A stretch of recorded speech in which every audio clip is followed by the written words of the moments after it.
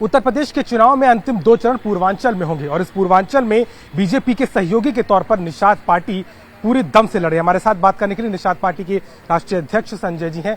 ये बताइए कि इस बार के चुनाव में चूंकि अब तो गोरखपुर का ही नंबर आ गया है, मुख्यमंत्री खुद सीट में लड़ रहे हैं, चिल्लू पार की लड़ाई लेकिन बड़ी मुश्किल होगी, वहां क्या होने वाला है? कहीं कोई मुश्किल नहीं है। जब जिस नाव पर निषाद खड़ा रहता है वो नाव कभी डूबने नहीं देता है। और 160 सीटें हैं जिसमें चिल्लू पार भी है, जहां हम लोग 50,000 60,000 वोट से ऊपर है।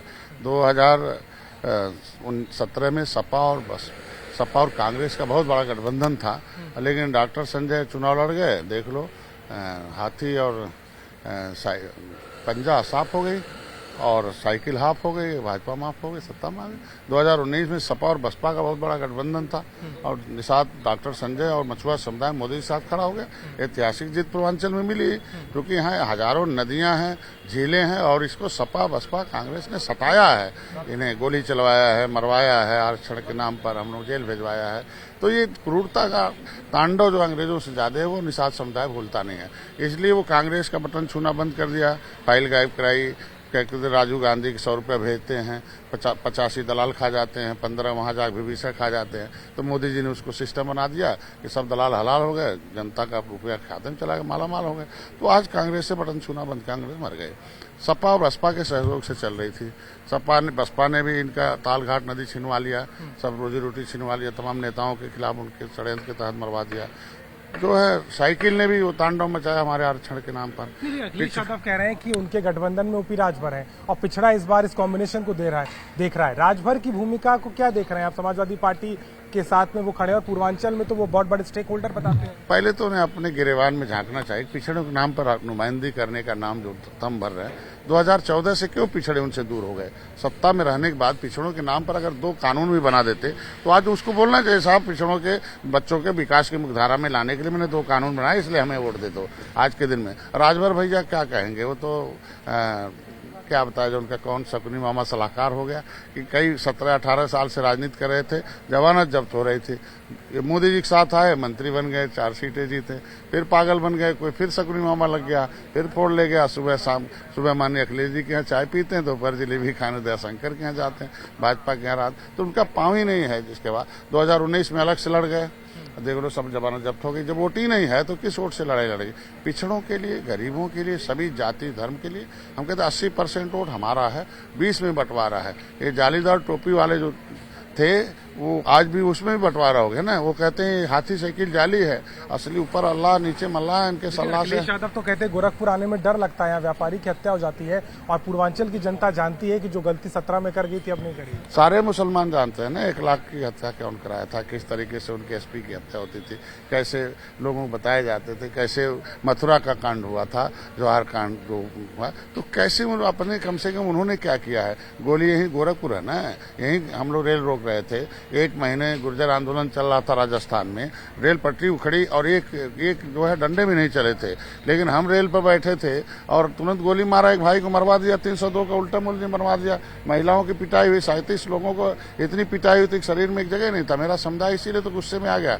जहां 18% आबादी मछुआ समुदाय को, उसके नेता को आप फर्जी मुकदमे में डालेंगे, उनको गोली चलवाएंगे, उन्हें मरवाएंगे और उनके जो है उनके साथ गुमराह करके उनको उनके हिस्से पर कब्जा कराएंगे, पिछड़े निकाल देंगे, अनुसूचित में डाल देंगे, उधर रिश्ते हो जाएगा। 30 साल से उनके नौकरियों में लूट मचाएंगे। ये समुदाय जितने भी पिछड़े हैं, अति पिछड़े हैं, वो जाते हैं किसी विभाग में तो चपरासी बाबू खोजते हैं कि मिल जाता तो हम उनके सहारे के अपने फरियाद सुना देते अधिकारी। जब पाते भाई साइकिल दबाया, उनके चंगू मंगू हो गए, सारे लोग उन्हीं बैठे हैं साथी। इसलिए आज के दिन में सारे लोग उनसे दूर हो रहे हैं। समाजवादी पार्टी कहती है कि जिन उम्मीदवारों को बीजेपी टिकट नहीं दे सकती थी, आपके और अनुप्रिया पटेल के खाते से उन्होंने टिकट दिलवा दिए और कहीं ना कहीं आप आरोप उन पर लगाते हैं कि दागी उम्मीदवार उनके पास। एक भी कोई दागी मेरे पास हो तो साबित कर दे कोई।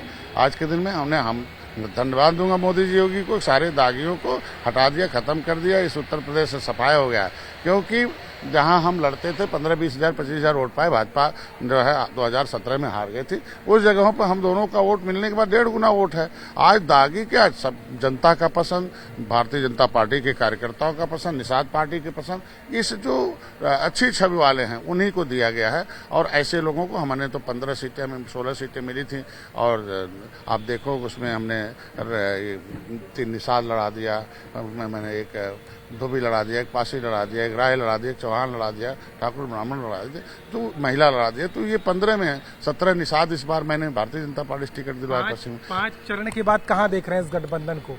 फाइनल है, मैंने कहा था ना 80% वोट हमारा, 20 में बंटवारा। अब जालीदार टोपी वाले भी बट गए, वो कहते नहीं साहब हम हमको बदनाम मत करिए कि हम साइकिल वाले हैं, क्योंकि भोजन हमें दे रहे हैं, मेरे बच्चे का इलाज कर रहे हैं, मेरे खाते में रुपया मोदी जी दे रहे हैं, बिना भेदभाव का सब कुछ दे रहे हैं। इसलिए हम लोग साइकिल और हाथी हम उनके गुलाम थोड़ी हैं। और जो हमारा देखेगा, मेरे बच्चे का इलाज कराएगा, अगर हमें सुविधा देगा तो बिना भेदभाव के जो सुविधा दे रहा है मोदी जी ने, तो मोदी जी योगी जी की उस नीतियों की वजह से जनता इनके साथ है।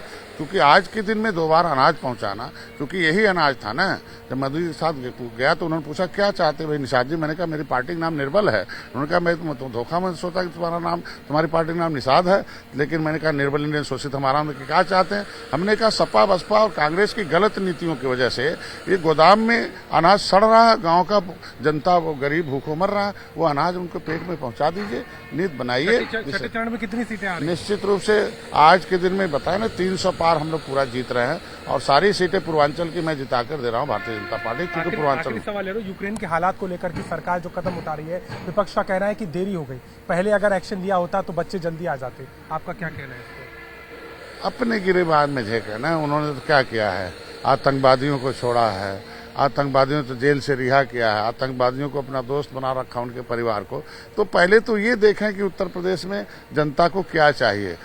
शासन प्रशासन है, विदेश है, वो जो भी चिंता करते मोदी जी योगी जी, उससे ज्यादा चिंता किसी ने नहीं किया। अगर चिंता करते सभी लोगों का मोदी जी योगी, इसलिए सारी जनता इनके साथ है। आज के दिन में 2014 से 2014, 2017, 2019 लगातार सपा बसपा कांग्रेस आ रही है, भाजपा की जीत हो रही है, 2022 में भी जीत ऐसे होगी। साफ तौर पर संजय निषाद पूरी तरीके से आश्वस्त हैं और उनको लगता है कि पूर्वांचल में बीजेपी दोहराने जा रही है उसी प्रदर्शन को जो 2017 में वो कर चुकी है। कैमरामैन संजय के साथ अभिषेक मिश्रा, गोरखपुर, आज तक।